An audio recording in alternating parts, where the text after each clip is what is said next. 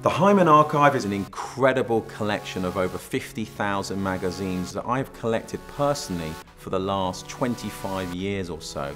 It's evolved from this little thing of, hey, I like these magazines by my bed, to a massive archive. The real impetus and main thrust of my magazine collecting was when I was a scriptwriter for MTV Europe. I got the collection out of storage in 2011 and decided to have it all catalogued.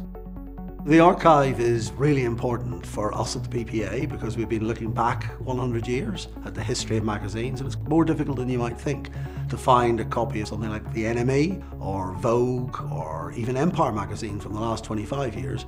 So to have them all together over all of these years in one place is a fantastically useful tool for the PPA, for publishers, for readers, or for anybody who's passionate about magazines. Winning the Guinness World Record was the ultimate accolade after a year of intense cataloguing. Some of the oldest vintage magazines in this collection are just mind-blowing. There's Melody Makers going back to the 50s, there's NMEs going back to the 40s, there's Playboys from the 50s, there's National Geographics going back to the 20s. It's dizzyingly comprehensive. It covers music, art, fashion, film, trends, youth, Lifestyle, men's, women's, technology, sport, photography, countercultures, pop video. interior design, graphics, animation. You have got the history of printed pop culture. Once catalogued, the archive reached a critical mass where it was recognised for not only being the world's largest collection of magazines, but an invaluable cultural resource. The James Hyman Archive was incredibly helpful to the Bowie exhibition. We knew what we were looking for, and it was what we hadn't been able to get from the Bowie archive. And what was fantastic was that they came back with exactly what we were looking for. That would have been an enormous job for us to do. We had over 311,000 visitors at the V&A, and it's now on a world tour, and I should think it'll be seen by over 1 million, which will be a record for the V&A.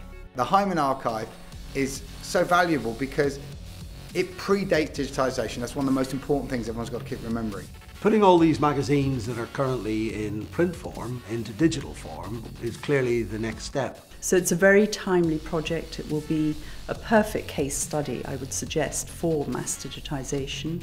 I would love to see this archive transformed into a research library. Having all of those for our publishers would be very useful, but also for the readers who want to access their favourite magazine at a click.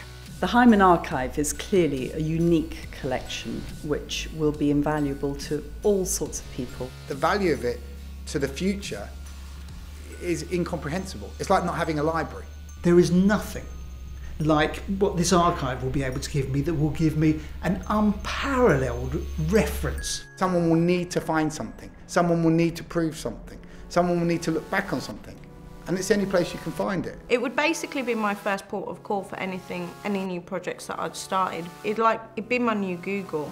Whether it's a trend like the birth of the internet, tracing the history of an icon like Jay-Z or JFK, social change, tracking a brand, a film director wanting to source in-depth subject matter, how an event or culture has evolved, to be able to have that at your fingertips, incredible.